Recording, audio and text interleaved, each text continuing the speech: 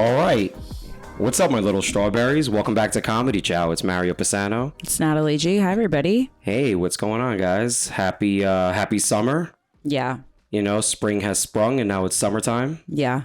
It's hot out. You know, it's hot out there, boy. Mm-hmm. Listen, New York, I don't know what it is, but it goes from 14 degrees to 4,000 degrees immediately. Yeah, it's like the next day it jumps up and then suddenly it felt like August yesterday. It was like August, Florida weather. You know it's summertime when there's a waft of urine in the air. Love it. Yeah, it's kind of like our groundhog. Yeah, that's the essence of New York City. Yeah, really The second you see a homeless guy without a shirt on, that's how I actually check the temperature. I open the window and Crazy Steve doesn't have a shirt on. Right. I'm like, yeah, it's about 75 with maybe no showers today.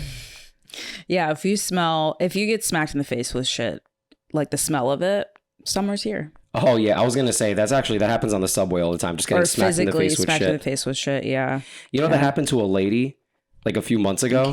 Yeah, I think I read about that. Yeah, some dude just walked past the lady. It was so, like, she's just waiting for the train and he put a bag of shit in her face. Yeah. The subway, if you're been riding the subway lately, you know, and if not, that's probably good to avoid it as much as you can. It got crazy this year. Like, it's been really wild. We've had some really crazy shit happen.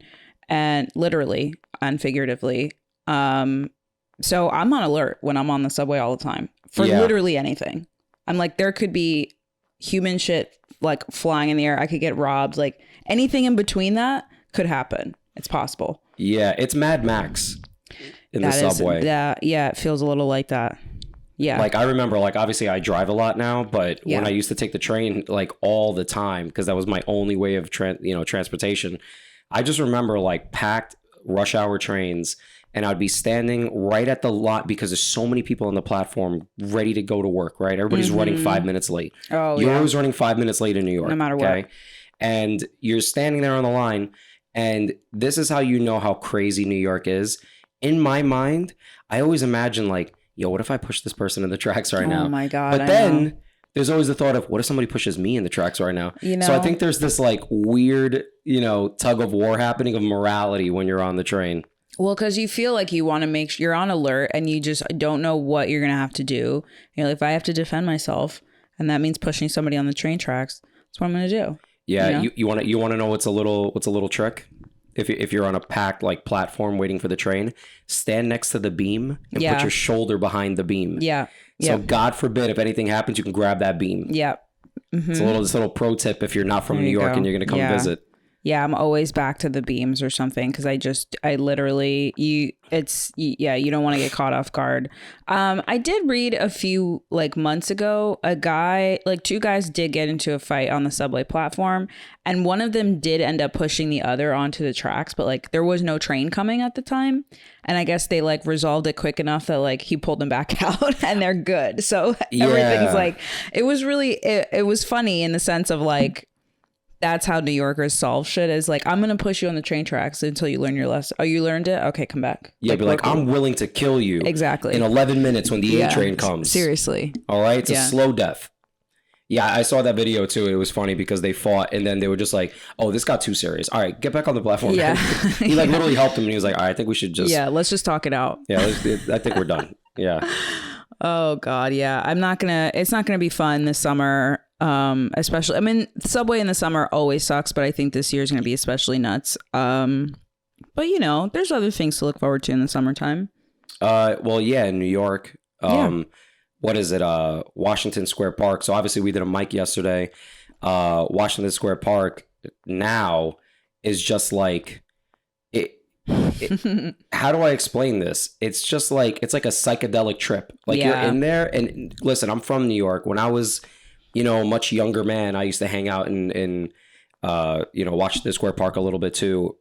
It was never this crazy, just in terms of like, there's people with booths set up to just like smoke weed. Yeah. Like before, it was filled with drug dealers. Yeah. Like now, it's like 22-year-olds with like free pot. Like what the fuck is happening, Well, it's right by NYU, so all the NYU kids are back, and I mean we haven't experienced this in a few years because of pandemic. It's actually, that's not true. Washington Square Park was really like in the post like every other day because some shit was going down in Washington Square Park. But all the kids are back. All the students are around. So it was like tarot card reading, pot, like selling pot. Some guy like free philosophy conversation. That's like obviously not actually. It was just like bullshitting. Yeah. Some woman in a wedding dress. You remember what? See, you looked at. She was just creepily walking around. She looked like the bride from Beetlejuice. That's terrifying. You know the one. You know Delia. Yeah. Looked like actually no, not Delia. Delia's mom. Because, you know, Delia's mom had the white dress on. Yeah. Delia had the red dress on. Okay. Pretty badass, if you ask me. But anyway, yeah, she looked like the ghost of Frankenweenie, like one of those characters. Yeah. Like something out of Tim Burton. Yeah. She looked a little nutty. But yeah, everybody was out. The fountain was on. It was like very New York-esque in that sense. It felt nice to be there. And then, of course, somebody had to go into the fountain. Listen, you go in that. Listen, you're either homeless or you're not a New Yorker. If you go inside that fountain, you go inside that fountain, dude. Listen, you either die instantly or now you're immune to everything. Just because of the water. Yeah, you are literally reinforcing your immune system. You can't get anything. Monkeypox, you spit in the face of monkeypox if you get that water on you. Isn't it something that New York, like they do, like people do when it's really hot out, like really, really hot out, that they all go and they can go into the fountain and... Sure, like nobody's gonna stop them. Yeah. You know, like what police officers gonna be like, hey, dirty New Yorkers, don't go into filthy water. Like nobody cares. Yeah. No, but like sometimes people do that. I mean, you know, so it was one lone person yesterday just like cooling off. It wasn't even that. It was like... It was not that hot. It was not that hot. It was not. It was a little uncalled for. But he was dramatic. He was wearing a polo and flip-flops. He was come on. Like running his face and his hair through the water. Like he was like in a commercial. And I was like, all right, Herbal Essence isn't going to hire you, so chill out. Yeah, everybody's looking to go viral. Exactly. That's really what it is. At all times. Like everybody is under the lens right now. That's something that I think though too, is that some of it felt a little like everyone's like playing a character, right? There's a guy like sitting on a fold out table, like typing on a typewriter. And I'm like, is this where you feel most creative? Like in the middle of a park on a typewriter? Like, what are you, Allen Ginsberg? Like, why are you doing that? Throwback. It's so ridiculous. I just, it felt very like, I don't know. Everyone was trying to be cool in their own right. Everybody, listen, we've come to this point. I mean, look, Andy Warhol said it. In the future, everyone's going to have their 15 minutes of fame. Yeah. And he predicted it 35 years ago. Yeah. So it's that's literally what's happening. Yeah. And it's that thing. I know we're getting like, this isn't funny, but like whatever. We'll bring it back. We'll lighten it up. What is it? No, I think it's that thing where, you know how scientists do experiments where they observe an occurrence that happens and it literally changes the result because they're observing the occurrence. Mm-hmm. That's literally what's happening right now in everyone's lives because we all have cameras in our pockets. Yeah. So it's just, we're always being observed. Yeah, that's true. We're always on. We always feel like we need to be on. And, you know, I think also being in the mindset to like record and capture all the time is like, they're trained to do. They don't really know. Younger people don't know anything else. We're talking younger, like early 20s, like obviously teenage kids. But yeah, like for me, I walk around and I realize like there's so many times after the fact that I'm like, oh, I should have taken a photo of that. I should have taken a video of that.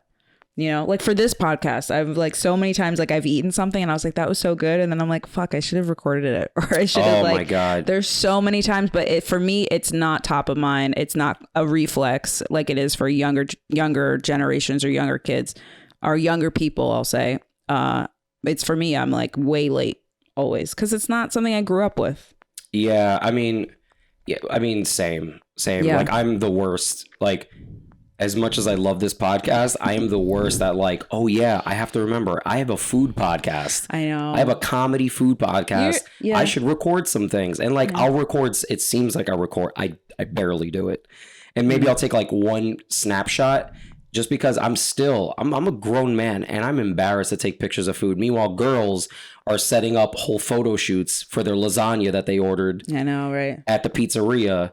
And I'm over here nervous. I'm like under the table, barely flipping up my phone to like take a picture because I'm like embarrassed that they're gonna be like, what's this bald middle-aged dude taking a picture of food for? Yeah. Meanwhile, it's like, well, like, do I have a food podcast? Do I have to tell people that? Like, do I have to say, hi, everyone? You may or may not be judging me right now, but I have a food podcast and I got to take a picture of these clams. Yeah, it's a strange thing. It's a strange world we live in now, but that's it. We live in a very Instagram, TikTok world, and we have to get better at it. You're better at it than I am, I'll say. You're more on top of it because all those videos on our Instagram, Comedychowpod. I mean, I am Gen Z. You are Gen Z stuck in a millennial body. No. I am the face of Gen Z. Oh. Well, the face needs to shave. I don't know. I don't know if you... We are on video. You want to know? I look like... Listen, I look like every race. Okay. You do. I look like the future. Yes. I am the future. My pronouns are all of them. My pronouns are everyone. Exactly. I have no hair because I don't need to identify with anything. I love that. Okay. I'm like the default character in a video game. Mm-hmm. You're where they start. Yeah, I'm like literally where you start. And then they have to add shit in. And then they're just like, all right, let's make them a little lighter or a little darker. Let's make the eyes a little bit closer together. That's hilarious. Yeah. Yeah. No, I agree. Sure. We'll call it that. That's a bit. I'm default. I'm the default character. That actually... All right, we just made a bit. All right, anyway, fine. That's what I'll work on that. Yeah. Coming to an open mic near you. Yeah. Speaking of open mics, this is a good transition. We had a good week with open mics this week. We're almost towards the end of the week, so we do them like almost every day. Yeah. But Monday we went to Grove 34, which is kind of new. We're sort of putting that in the rotation. That's in Astoria. That's a cool spot. Yeah, I like it. It's a lot of comics from the city, but just like, whatever, man, when you start making your rounds in any comedy circuit, you're going to run into the same people eventually. And also too, it's good to kind of like branch out a little bit because then you meet other comics that are doing the thing. Yeah. You also find the local crazies that know where the mic is. So they go up in their shtick, whatever that is. So it's, I don't know, man. It's interesting that we're still in like that beginning stage, like underbelly comedy, everybody. Here's the thing, right? And not to romanticize it because trust me, it's gritty and it kind of sucks, but it does temper you. Like, you know what I mean? It tempers you in steel. Like it's just, getting better, just dealing with maniacs and you're trying to break through and make people laugh. Right. Yeah. I'm starting to forget my point, but the thing is, it's like, it's just interesting to work your stuff out in front of all these different characters. Yeah. Yeah, I think Queen scene is it's similar to the Manhattan scene in terms of comics. So we run into a lot of the same people. We saw a lot of the same people, which is pretty cool. Because when you see them, it's just like seeing your friends, right? You're like, hey, what's up? What's going on? Yeah. You shooting the shit and whatever. But I want to talk about what happened at this mic. Because every now and again, this happens at any mic, anywhere, but like every now and again, you get like a crazy person or like kind of a out of the box character who's not really in comedy at all, but they just happened upon the mic somehow. Yeah. Like we've gotten a few times of that at Eastville where somebody, and Eastville, a lot of the mics are available to sign up like online, like any regular person can do it. So sometimes we get like, people that were like, hey, you're a little cray cray. Maybe you should go. So that's happened a few times. Yeah. Are you talking about the dude that brought a big golf bag? Like the guy that brought the giant bag and slept in the back? To my No, to Grove. To Grove? No. Oh, yeah, I think that's the point you were trying to get to. No, I was. I didn't know if you were going to talk about Eastville at all, but like, to bring it back around, sorry, is the guy on Monday, apparently. He was sleeping for a while. I noticed him, he was like, we were all sitting in these chairs just waiting for the mic to start. And then I noticed like, right after the mic started, he was like sleeping in the chair. And I guess at some point early on in the mic, there was like a loud noise that was coming from there was the like a humming or something loud, right? And the host of the mic gets on his mic in the back and says, hey, does anybody know what that humming is? Like, can you take care of it? Like, whatever it is. It sounded very kind of ominous. Like nobody knew what it was, and suddenly it was right behind us, which was awesome. Yeah, which was cool. I was really excited for that. Was a twist that I was like, oh, we're in the splash, like we're in the danger zone. Yeah, well, I mean, listen, the guy, the way he looked and the way his bag was,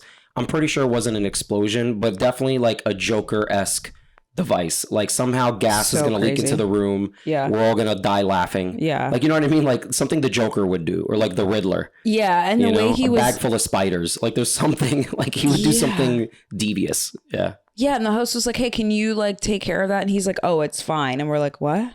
Like he just addressed it by like not addressing it. And that was, I think, made everybody super uncomfortable. Like, what the fuck is that that's making so much noise? And then he went to the back. He got up, he turned around, went to the bag, like right behind us. So we're in the last row. And he just sat on it. He was like, is that better? And we're like, what? Yeah. He went on stage. Did he? Yeah. What? Yeah. How do you know this? For real? Well, I talked to a few comics the next day.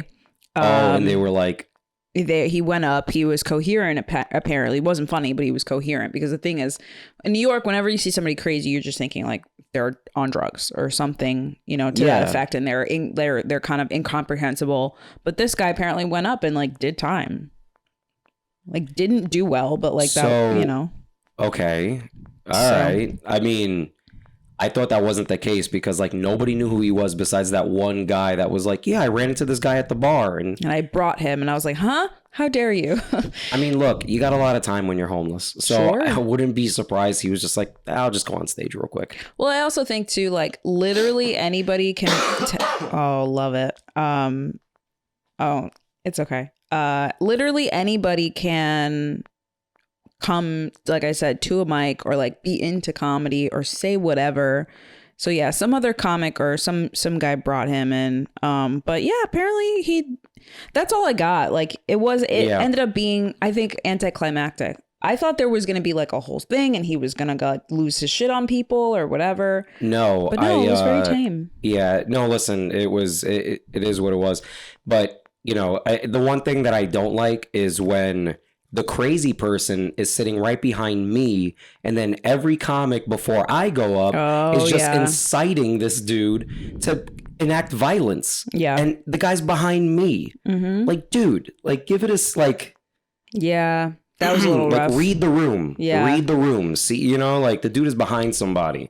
That's what I'm noticing too. Like, I think that when something like that happens, or something striking happens in the room, obviously everybody's going to want to talk about it. But there's a certain point too when you're dealing with people who are crazy. And I think this is something in New York, especially, or in life, that you kind of have to know is like, don't re-engage with them. You have to disengage, just because eventually now it becomes you just kind of like poking at them and prodding for a reaction. Yeah. And after a while, you're just like, okay, like enough of this, because it's not helping, or they're not responding. It's just like it's not going anywhere. It just looks like you're just trying to like get a reaction, and that's not, after a while it just becomes kind of boring. And then we were waiting to go. Actually, the comic before me did it pretty heavily, wanted to really lean into this dude, and I'm like, it's kind of going south a little bit, and I'm like, fuck, I'm next. Like, how do I pick it up from there? Like, from a comic standpoint, you're like, now all of the momentum is relying on this whole interaction, right? For the most part. And I'm like, do I keep going? Do I do something different? Like, I chose to change it up. I needed to just do my material. Yeah. So just, the lesson to the story is just be prepared for anything. Be prepared, and then don't give crazy people that much attention, because what's funny, right? As as we hope progress, get on more and more and more shows, is like, you're gonna trade off like pure crazy for like pure drunk, incoherent people. Yeah. So there is no it gets better. Yeah, it just gets different. It just gets different. It gets different. That's all it is. I mean, drunk people, I feel like might be not easier in the sense, but it's a different approach. Like, at least like, get them some like, that's not their normal mental state. Mentally crazy people are like that all the time. Like, they're off. Wait, are you trying to say crazy people are crazy? Yeah. Wait, hold on a second. Breaking. Could you identify when they're crazy? Okay. Versus when they're crazy.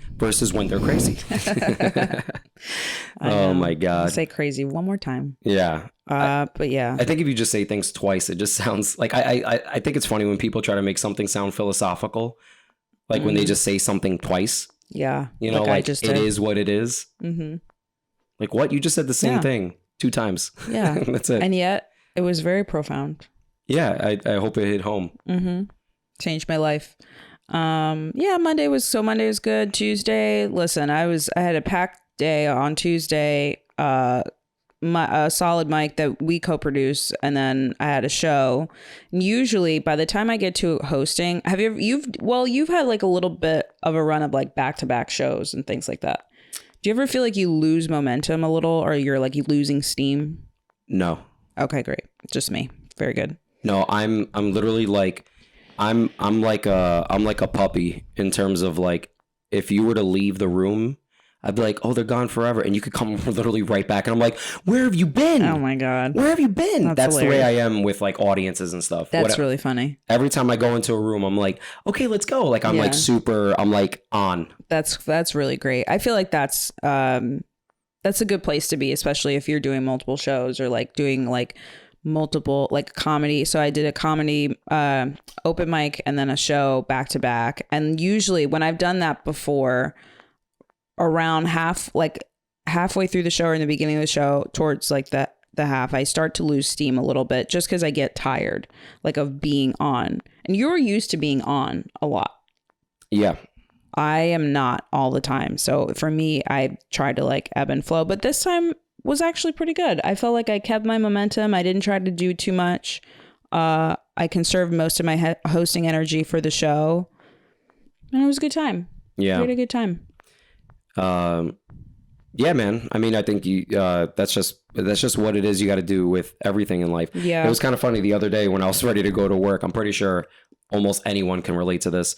I was getting up, and you know, sometimes it's one of those days you wake up a little late, right? Like you wake up a little late. You didn't want to wake up that late.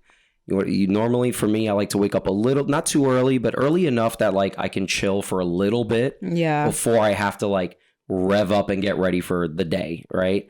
And it was one of those things where I just had a moment where I'm like, oh God, I don't have enough time to just like chill. And then I'm going to have to put the face on for the next 11 hours until I come home and I take the skin off like MIB, like Men in Black, like this, like those roach people. That's legit what it felt like. I was like, oh man, now I got to be able to do my job and smile. I'm like, hold on, how can I help you? Whatever it is that I do, you know, or my boss that just... whatever. I mean, dealing with bosses. Every boss is the same, by the way. I don't care if they're cool or not cool, but it doesn't matter. That the point being is, it was just one of those things where I was like, God damn it, I'm not ready for today. Yeah, I agree. I think there always needs to be a little point of recharging. That's why at my job, I don't have to do that as much. I have every now and then I'll have to like put on the face, but I don't have to do it too often. Especially now because I work remotely, but that's just brutal to just be on for that long. By the end, you're just like, I hate everything. I hate everyone. Yeah, because, you know, it's like you're at your job, so you have work face, you have the work mask. And then when you're done and you're outside, you're not home. So now you got to put the outside face. And that outside face has to be like, all right, no, this is nice. At least I'm not working. This is cool, but I still have to be in society. Like, you know what I mean? I can't just be like my complete self. Right. And then that's when I come home, and then, you know, this is my demon horns kind of come out, and then I relax, you know, I put on lipstick or whatever it is that I do. I love that. Yeah. You just put it around your mouth. You don't put it on your lips. Yeah. And I just, you decompress. That's scary. Yeah. But, oh man. And I was, I mean, obviously my voice is getting, it's almost there. Yeah. Yeah. No big deal. It was COVID. No, I'm kidding. It wasn't COVID. But I had to self-diagnose myself, right? It was one of those things where I'm such a, like, look, people talk about toxic masculinity, right? About other people, meaning like toxic masculinity affecting other people. No, my toxic masculinity affects me. Right. I'm old school toxic. I'm like, I have a growth coming out of my eye. It'll just go away. Like, you know what I mean? With enough rest and water, I'll be fine. Yeah. That was me literally like last week, where all of a sudden I couldn't even talk. And I was like, God damn it. I was getting headaches. I thought I had COVID. I took a test. I was negative. And then eventually I just started Googling symptoms, which is, of course, how you diagnose yourself. That's how doctors get their degrees. That's I don't know if you know that. Yeah, Google. Yeah. And then I just was going down the list, and the one that matched mine the closest was just bronchitis. And I was like, all right, this is probably the one. Mm-hmm. And I went, let's see what happens. And then I just like... That's how it is, though, because the thing is, what are you going to go to a doctor? They're going to take a bunch of, I don't know. They're going to take a bunch of tests, and they'll probably would have told you the same thing. And then you get a fat bill for like $800. You Googled it. You told me. You're like, I Googled it. All the symptoms match. It's bronchitis. And I was like, okay. Yeah. The end. I didn't challenge it or like think maybe you should still go to a doctor. I was like, no, like that sounds like it's what it is. Yeah. And at this point, it seems like, I mean, those symptoms... It could be, we thought COVID, the flu, and so many people were getting sick that strep throat, like it could have been any of those things. Yeah. But it's like, what are you going to do? You know, it's kind of like, I don't know if you ever notice this, like if you're ever sick and you have whatever symptoms, like a cough, let's just say, right? Like for me, it's been a cough for like days now. It's annoying. Yeah. And then you go ahead and then when you're like in the street and then somebody else coughs from like across the street, you're like, they have it too. Oh yeah. It's like very like 28 days later mentality. Like you have the sickness. You're like, you have the sickness. Yeah. And then you're listening to the cough the same way somebody that listens to automobiles. Yeah. You're like, oh, that's a Ferrari F-150. Like you just know like what F-150 is actually that's a pickup bronchitis truck. Cough. I can tell. Yeah, unless there's a Ferrari pickup truck that I don't know about, but yeah. Hilarious. Yeah, what was I going to say? I every time somebody coughs in public, now my reaction is like, I like wince back a little. I'm like, ew, gross. Get away from them. Not because I'm like judging them, but it's just like there's so many, everything is contagious now. Like everybody can get anything, especially with COVID. So you just have to be a little bit more critical, you know, of everybody. What's more gross? Oh boy. A cough or a sneeze? I think a cough. You think a cough is gross? Because a sneeze could also, here's the thing, a sneeze could also just be like, you can just have a one-off sneeze. Like, it's funny, when I was, like, I'll be home visiting my family, and, like, my dad's more the hypochondriac, but, like, if I sneeze one time, he's like, did you take a pill? I'm like, or did you take medicine? I'm like, for what? I sneezed one time, just, like, something made me sneeze in the air. Like, I just walked into a spider web. That's it. Like, it could be something silly, or it could be allergies, whatever. I think that's a lot,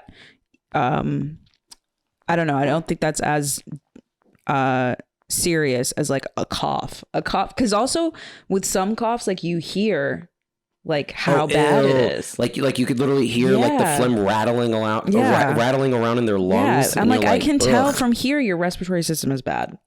All right, here's where I'll actually disagree with you. Sure. I think sneezes are more disgusting. Oh, yeah. You want to know why? They're wet. They're really wet and they linger in the air. I mean, yeah, if people don't know how to, like, if they're projectile sneezing. Like, my thing is, like, the way I look at it is, like, let's just say you're walking down the block. Yeah. And somebody's walking in, like, the opposite direction, like, towards you. If they cough, it actually doesn't bother me that much because I'm like, oh, okay, it's just from the mouth. It's kind of concentrated, you know, whatever. There's something about a sneeze. I'm like, I'm going to walk into a cloud of their mouth mucus nose mist and it's disgusting. It drives me up the wall. Like, that's my pet peeve. I hold my breath, but it doesn't matter because all those droplets stick to your face. I don't know. I feel like with sneezing, it's like... Can you tell I'm a hypochondriac? Yeah. Are you? Yeah. No, I'm really not. Yeah. Certain things though, like it's like a peeve. No, you try to walk right through it. You're gonna be fine. Yeah, I actually breathe in when I'm walking past it because I'm like, you know, let's go. I don't know. I feel like a sneeze, like if you like, that's something you can control a little bit more. With a cough, like, it's also just way more audible. Like, when you hear somebody really cough, it's like, fuck, man, you couldn't control that. Like, that had to come out. Well, yeah, you listen to how deep it is. Ugh. I've seen it. I've been back to Subway for a second. Like, it'll be like a quiet car, and most people are still masking, especially now. They're still masking. So one person will cough Sounds like somewhere. A porn search. What? Masking. Look it up. I'm into masking. Oh, I bet you there's porn with masks on. There has to be. If there isn't, what are we doing? Quiet subway car, because everyone's like tuned in to their own headphones or whatever. One person coughs and everybody turns around, like looks to see who it was, because now everybody's on the alert. They're trying to like figure it out. I don't think it happens. Sometimes it happens with the sneeze, but I think it's more so with a cough, because a cough I think is a signal of like of being more sick than a sneeze. Yeah, because the thing with a sneeze, it could totally come across as allergies. Yeah, which that's we what I all said. get. Super common, totally fine. Yeah. There is something about a cough where could something be stuck in your throat? Unless I see you eating a sandwich, you know, and you're like, or eating chips or something like that. And I go, all right, that's probably just because, you know, a chip went down the wrong tube. When you're just coughing for no reason, the way I want to cough right now, I'm holding it down. I'm holding back this cough so bad. You have no idea. I will say you've done super well holding in some coughs, because I'm like, it's so uncomfortable when you hold in a cough. Oh, yeah. It sucks. But no, I'm a psychopath. So the thing is, my mom, here's the deal, right? I owe so much to my mom, because my mom is like the ultimate polite lady. Like, she's so polite. I've told this to multiple people, is like, my mom is so polite. She'll be in the desert and offered a glass of water, and she'll be like, no, thank you. I'm fine. Yeah. No, it's okay. No, I don't want to no. Like, she'll say no. Yeah. Jesus Christ. There we go. Just get it out. Oh my God. This is the best part of the podcast. When you hear Mario's sickness leaving his body. No, but anyway, yeah. So that's the way that I am with stuff, where I'll be like, no, I'm fine. No, it's okay. It's okay. And it's like, I am not okay. My eyeballs literally about to pop out my face. Yeah. And we've been out, and I've, after you coughed, and I'm like, do you want a water? And you're like, no. And I'm like, drink water. Like, you're coughing your lungs out. Yeah. But I get it. You don't want to be a burden to people. No, definitely not. No. Yeah. Well, I think it's hard when you're sick. Yeah. I mean, I'm glad you're on the mend, which is good. It seemed like, last week though was the week to be sick. Like, everybody got something. Probably weather or whatever have you. But yeah. Also, people are traveling. I don't know. I'm just talking bullshit now. Yeah. I don't know. Yeah, you're like, what are you, the CDC? You're like, oh, listen, some people aren't washing their hands, and CDC released updated guidelines about monkeypox. Yeah. They said be precautious. Oh, legit? That's it. Something to that effect. Yeah, I just saw the headline this morning. I got to read more into it, but they did release a little bit more of an advisory around monkeypox. Sure. Stay away from the person with giant black sores on their face. It's crazy. What are we talking about? Yeah. Like, yeah. I mean, they're saying like, first of all, I know nothing about monkeypox. I don't know anything about it either, other than that when cases first started popping up like a few weeks ago, they were kind of surprised because it was not something that should be going to other countries or this country. Like, it was like something they thought it would countries. Yeah, that's not what I'm saying. That's not what I'm saying. Those are not my words. Yeah, listen, we don't spread germs. We spread guns, baby. Oh, Jesus. Okay. No, anyway, yeah. Now we're going to get canceled. God, guns, and country. No monkeypox around here. There's no monkeys in the United States. Okay. So there shouldn't be no monkeypox. Now feels like a good time to remind people this podcast is about the liberals. It's the liberals and the immigration policies. What we do is we try material out. We make jokes. They got chimpanzees. We're not serious. Running the zoos. We just want to we just have to get the words out, but we don't really mean it. God bless America. Oh, geez. All right. Yeah. Somewhere in there was the disclaimer. No, but apparently they raised a little bit more precaution around it. Yeah, I had a stroke this Sorry. You were trying to say precarious, precautious, and premeditated at the same time. At the same time, yeah. Put your bun in a minute. Yeah, you did anyway. Yeah. So that's fun. What so anything comedy wise that you wanted to, did I miss anything from the week so far? No, man. Working on some a couple new bits, getting some pretty good feedback on them, and it just always, I mean, I'm pretty sure every single comic can say this, is like, it always feels good when you actually like have something and it's got legs to it. It's got some legs to it. It's got something, and you're like, all right, now all I gotta do is just make this better. Yep. Dare I say, dare I say, it is harder to make a really good joke at an open mic than at a show. Dare I say. Yes. And here's the deal. No disrespect, because I do want to get to that point, right? Like, listen, I'd be lying if I said I don't want to get to the point that I'm like performing at the Cellar, 4 nights a week. Like, sure. I'd be lying if I said that's not what I want, right? And granted, but there's something about you trying to make like comedians that don't give a flying shit about what you're doing up there pay attention to you and laugh. There's something to be said about that, because, I feel like audiences, for the most part, they are there to be entertained and they are there to have fun. And I think that's, if you know, like, how to manipulate that to a degree, you can just have a good show with kind of even B material. Mm-hmm. Like, you could at least have decent responses. You're not going to kill, of course not, but we all want to kill. That's the idea. But the point being is, like, if you could actually create like good jokes at an open mic, like, that's awesome. Yeah, I think so. Especially because like, you put it in a good way. It's like a jury of your peers when you're going up. It's mostly other comics. They're mostly looking at their own material or criticizing your material and being like, that's not funny. That's not funny. Sure. Just not laughing at anything. He paused when he shouldn't have paused. Exactly. Like, they're literally looking at it from a total back of house. Yeah, exactly. And so when you can make them laugh, you really have something. And again, that's not the goal so much at open mics. I think for the most part, it's just to say the words and get it out and practice it. But if you practice it enough that you are making other comics laugh, like genuinely laugh, that's a good thing. We were at Black Cat, and there was a few comics who like really, like, it was a good room in general. Like, everybody was having a good time. There's a few comics who did that too, who were just like fucking crushing up there. Yeah. And it was awesome to see. So yeah, I think that's the goal. It's funny. You kind of almost step out and you're like, I feel like an audience member now watching somebody exactly go up and just like do really well. Yeah. Even though like we know them and stuff, but just watching them do material and you're like, oh shit, that really works. That's awesome. It's really cool.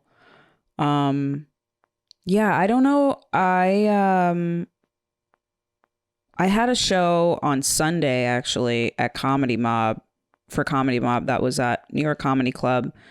And that one was an interesting one because I was like, I still don't know. Like, jury's still out if I did well or not, if I think I did well. Gotcha. I don't know. It's one of those, like, it's technically like a mic, but it's like a bringer mic. But do you ever feel like sometimes you're like, I don't know if I did good or not? Like, you just walk off and you're like, nah, I don't know how I feel. So, I mean, I guess so. Like, for me, my gauge is like, all right, did I do okay? Like, did I do okay or did I do really well? Because a bomb, I know a bomb when it happens, for sure, especially when nobody's laughing for like a minute, like a full 60 seconds, which, by the way, I don't care what you do for a living, go in front of a group of like 40 people and for 60 seconds talk, and your whole goal is to make them laugh, and they're not doing that, and you're like, okay, I've already said 4 tags and a punchline, nothing's hitting. Moving on. You're like, you just got to keep going forward. Keep going. I mean, so for me, it's like, as long as I'm getting some laughs consistently, I'm like, all right, it's not a great, but at least it's not a great set, but at least I know I did something. Yeah. You know what I mean? Like, at least I know I'm not walking off like, oh, that guy was terrible. Like, I may not be everybody's cup of tea, but at least as long as I got a few people to like me, I'm fine with that. Yeah. My bar's low. No, that seemed good. Yeah. I guess I just like, sometimes I'm like, I don't know. There were certain parts where too, like, there were punchlines that people didn't laugh at. And then there were other parts that people did. And you're just like, I don't know. But again, it depends on the crowd too, man. Like, I did a show like a week and a half ago for Cuba Libre. Shout outs to Paul Valdez and all of them. I like those guys, Evan Hernandez, and really cool room, everything else. All right, I'm starting to kind of think about something else, because when I went up, first 2 things about the room, right? It was a great room. I like it. Really cool. It's actually inside of like a kayak club. Okay. Like for like the Gowanus Canal, and it's cool. Okay. Yeah, because they do like a charity thing, so it's nice. Like whatever donations go back to like this like organization that takes care of the Gowanus Canal or whatever. That's awesome. That's cool. So, but first of all, the room was an eclectic group of like college age kids, like still in college, and then like almost senior citizens, like people like in their like late 50s, early 60s, right? And then like some lesbians. Like it was like a weird hodgepodge of people, all white, by the way. Like I was the ethnic, like I feel like when they heard Cuba Libre, they were like, let's support the minorities. Sure. That's the way it felt, right?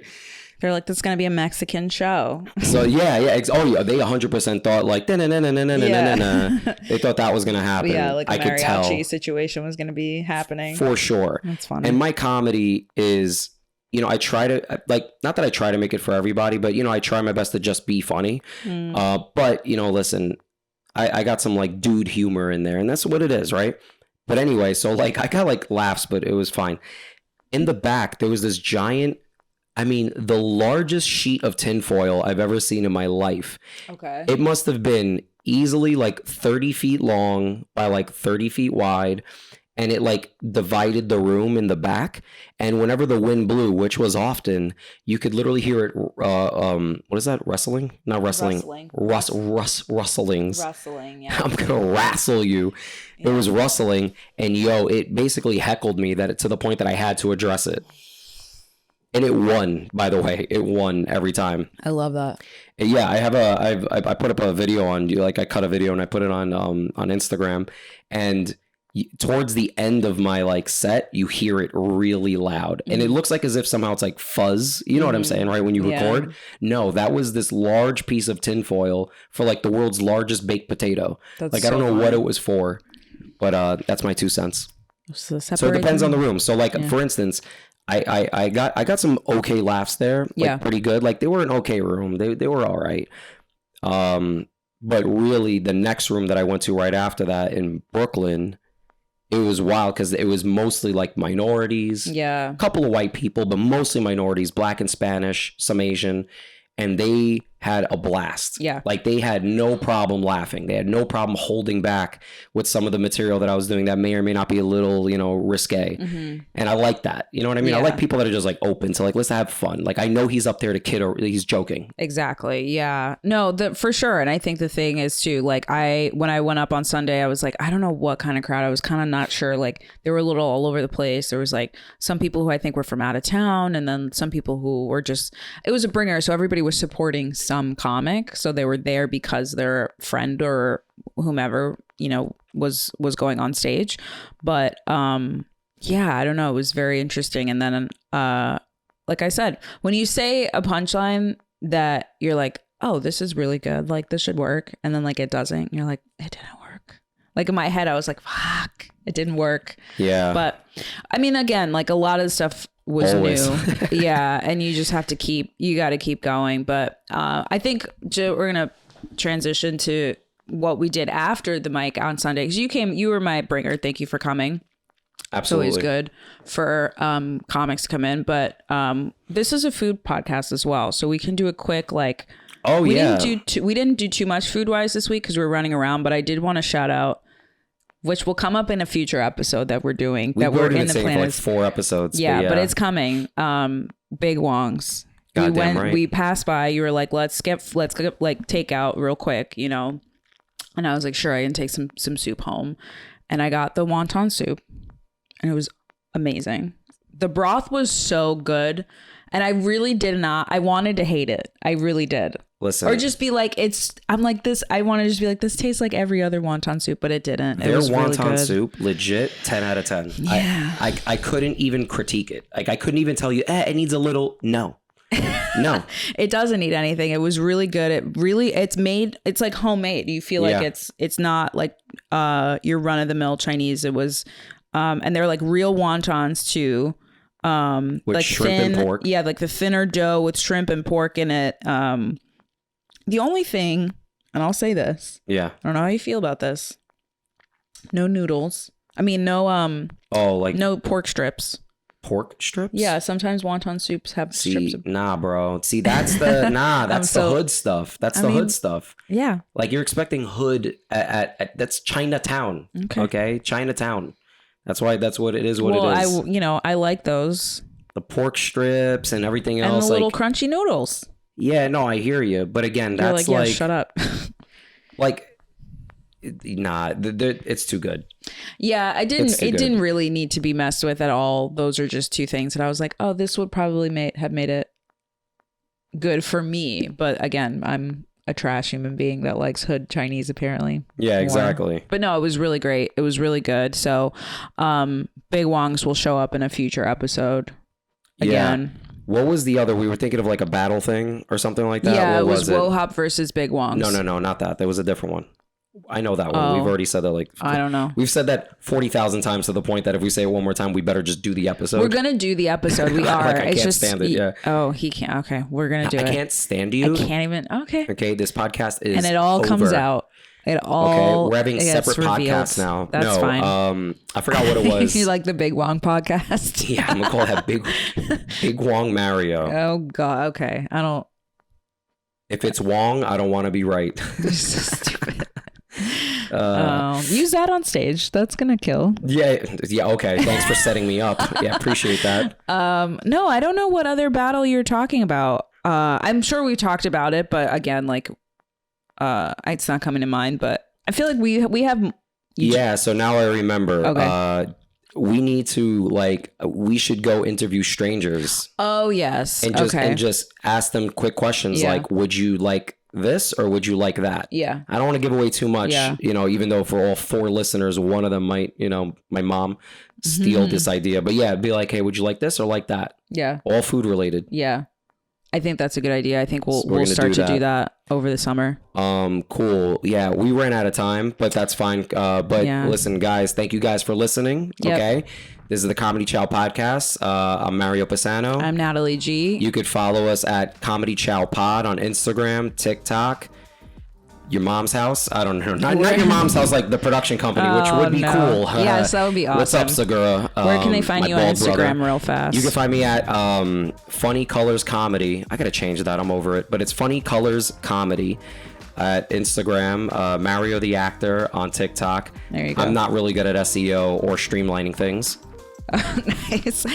You can find me on Instagram, Natalie Does Comedy. I'm not on TikTok, and I'm going to continue to not stay on TikTok, but Comedy Chow is on TikTok, so please follow. You can also email us, comedychowpod@gmail.com, for any suggestions for food, comedy stuff, topics for us to talk about. We'll take a look at it and bring it up. Hell yeah, 100%. Otherwise, yeah. Thanks for coming, my little strawberries. Yeah, we'll talk soon. Take care. Bye. Peace.